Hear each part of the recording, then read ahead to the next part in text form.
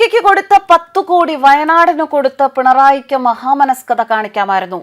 കേരള സർക്കാരിന്റെ തുർക്കിയോടുള്ള മഹാമനസ്കതയെ വിമർശിച്ച് വീണ്ടും ശശി തരൂർ. 2023 ഭൂകമ്പത്തിൽ തുർക്കിക്ക് 10 കോടി സഹായം നൽകിയ കേരള സർക്കാരിനെ വിമർശിച്ചുകൊണ്ടാണ് ഇക്കുറി തരൂരിന്റെ എക്സ്പോസ്റ്റ്. 2 വർഷത്തിനു ശേഷം തുർക്കിയുടെ പെരുമാറ്റം കണ്ട കേരള സർക്കാർ തെറ്റായ മഹാമനസ്കതയെക്കുറിച്ച് ചിന്തിക്കും എന്ന് പ്രതീക്ഷിക്കുന്നു എന്നാണ് അദ്ദേഹത്തിന്റെ വാക്കുകൾ. വയനാടൻ ജനതയെ പോലെ ദുരിതം അനുഭവിക്കുന്നവർക്ക് ആ തുക ഉപയോഗിക്കാമായിരുന്നു എന്നുമാണ് തരൂരിന്റെ പോസ്റ്റ്.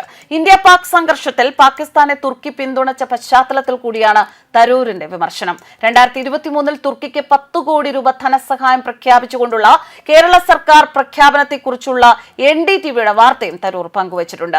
ഫെബ്രുവരി 8 അവതരിപ്പിച്ച സംസ്ഥാന ബജറ്റിലാണ് 10 കോടി രൂപയുടെ സാമ്പത്തിക സഹായം പ്രഖ്യാപിച്ചത്.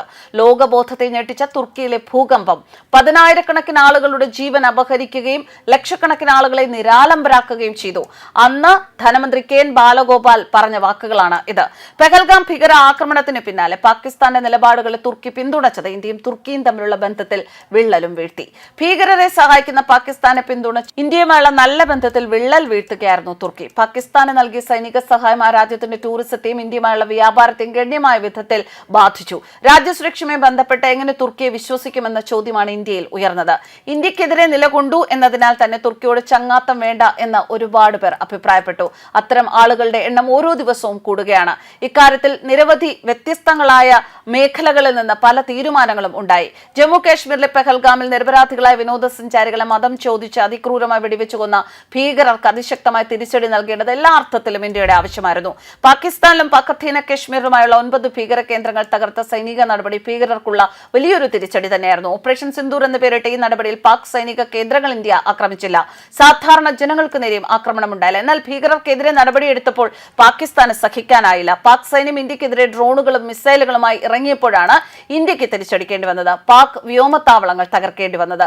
ഇന്ത്യയെ ആക്രമിക്കാൻ പാകിസ്ഥാൻ ഉപയോഗിച്ച ആയുധങ്ങളിൽ തുർക്കി നൽകിയവയും ഉൾപ്പെടുന്നു എന്നതാണ് അവർക്കെതിരെ ജനരോഷം ഉയർത്തിയത്. പാകിസ്ഥാൻ ആക്രമണത്തിന് ഉപയോഗിച്ച ഡ്രോണുകളിൽ ഏറെയും തുർക്കിയിൽ നിർമ്മിച്ചവയാണ് എന്ന് വ്യക്തമായിരുന്നു. പാകിസ്ഥാന്റെ സൈനിക ശേഷി വർദ്ധിപ്പിക്കുന്ന പങ്കാളിയായി തുർക്കി നിൽക്കുമ്പോൾ എങ്ങനെ ഇന്ത്യക്ക് അവരുമായി അടുത്ത ബന്ധം പുലർത്താനാവും എന്ന ചോദ്യമാണ് പൊതുവെ ഉയർന്നത്. ഇന്ത്യയിലെ 9 വിമാനത്താവളങ്ങളിൽ ഗ്രൗണ്ട് ഹാൻഡ്ലിംഗ് സേവനം ചെയ്തിരുന്ന തുർക്കി കമ്പനി സെലബിയെയും അതിന്റെ ഗ്രൂപ്പ് കമ്പനികളെയും കേന്ദ്ര സർക്കാർ വിലക്കി. വ്യോമയാന മന്ത്രാലയം ഈ കമ്പനിയുടെ സുരക്ഷാ ക്ലിയറൻസ് പിൻവലിച്ചു. 2022 അനുവദിച്ച ഈ ക്ലിയറൻസ് പിൻവലിച്ചതോടെ കമ്പനിക്ക് ഇന്ത്യയിലെ സേവനം അവസാനിപ്പിക്കേണ്ടി വരുന്ന സാഹചര്യമായിരുന്നു. രാജ്യസുരക്ഷ കണക്കിലെടുത്താണ് തുർക്കി കമ്പനി വിലക്കുന്നത് എന്ന് മന്ത്രാലയം വ്യക്തമാക്കി. കൊച്ചി, കണ്ണൂർ, ദില്ലി, മുംബൈ, ബംഗളൂരു, ഹൈദരാബാദ്, ചെന്നൈ, അഹമ്മദാബാദ്, ഗോവ ഇതാണ് ഈ വിമാനത്താവളങ്ങൾ. ഇന്ത്യയിലെ സേവനം അവസാനിപ്പിക്കേണ്ടി വന്നതും തുർക്കി കമ്പനിക്ക് കനത്ത തിരിച്ചടിയാണ് സമ്മാനിച്ചത്. രാജ്യത്തിന്റെയും പൗരന്മാരുടെ സുരക്ഷയേക്കാൾ വലുതായി മറ്റൊന്നുമില്ല എന്നും മന്ത്രാലയം വ്യക്തമാക്കി. ദേശീയ താൽപര്യവും പൊതുസുരക്ഷയും കണക്കിലെടുത്ത് പുറത്തു നിന്നുള്ളവരെ ആഭ്യന്തര കാര്യങ്ങളിൽ സഹകരിപ്പിക്കുമ്പോൾ ആലോചിക്കേണ്ടതുണ്ട് എന്നാണ് കേന്ദ്രം വ്യക്തമാക്കിയത്.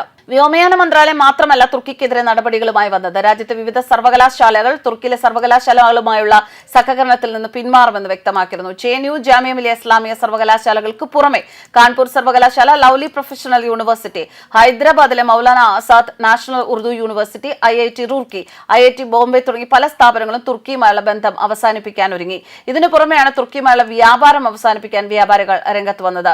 എന്തായാലും തുർക്കിയിലെ സിനിമാ ചിത്രീകരണം ഉപേക്ഷിക്കാൻ ഇന്ത്യൻ സിനിമാ മേഖലയിലും സമ്മർദ്ദമുണ്ട് എന്നാണ് വിവരങ്ങൾ. ഇത്തരത്തിൽ തുർക്കിയുമായുള്ള നിലപാടുകൾ പല മേഖലയിലും ഇന്ത്യ കടുപ്പിച്ചിരിക്കുന്ന അവസരത്തിലാണ് ശശി തരൂർ ഇവിടെ നിന്ന് നമ്മുടെ ഭാരതത്തിൽ നിന്ന് വിവിധ രാജ്യങ്ങളിലേക്ക് പാകിസ്ഥാനോടുള്ള തങ്ങളുടെ നിലപാടിനെ അല്ലെങ്കിൽ പാകിസ്ഥാന്റെ ഭീകര ആക്രമണത്തെക്കുറിച്ച് അവരുടെ രീതികളെക്കുറിച്ച് വിശദീകരിക്കാൻ നേതൃത്വം നൽകി യാത്രയായത്. എന്തായാലും അതിനുശേഷമാണ് അദ്ദേഹം ഇത്തരത്തിലൊരു പോസ്റ്റ് കേരള സർക്കാരിനെ വിമർശിച്ച് ഇട്ടിരിക്കുന്നത്. ആദ്യം നമ്മുടെ നാട്ടിലെ പ്രശ്നങ്ങൾ തീർക്കാൻ നോക്കുക, എന്നിട്ട് മതി മറ്റുള്ള ആൾക്കാരെ സഹായിക്കാൻ പോകുക എന്ന ഒരു സൂചന കൂടി ഇതിൽ നൽകുന്നുണ്ട്. പക്ഷേ മറ്റൊരു വിഭാഗം പറയുന്നത് അന്ന് തുർക്കിയെക്കുറിച്ച് അല്ലെങ്കിൽ തുർക്കി ഇത്രത്തോളം അപകടകാരിയാണ് എന്നത് കേന്ദ്ര സർക്കാരും മനസ്സിലാക്കിയില്ല, സംസ്ഥാന സർക്കാരും മനസ്സിലാക്കിയില്ല എന്നതാണ്. പക്ഷേ ഇനിയെങ്കിലും ഇത്തരം കാര്യങ്ങളുമായി മുന്നോട്ട് പോകുമ്പോഴും ഇത്തരത്തിലുള്ള ആൾക്കാരെ സഹായിക്കണം എന്നുള്ള നിലപാടുകളുമായി മുന്നോട്ട് പോകുമ്പോൾ ശ്രദ്ധിച്ച നിലപാടുകൾ സ്വീകരിക്കണം, തീരുമാനങ്ങൾ സ്വീകരിക്കണം എന്ന സൂചന തന്നെയാണ് ഈ അനുഭവം നമ്മളെ പഠിപ്പിക്കുന്നത്. News desk കർമാനസ്.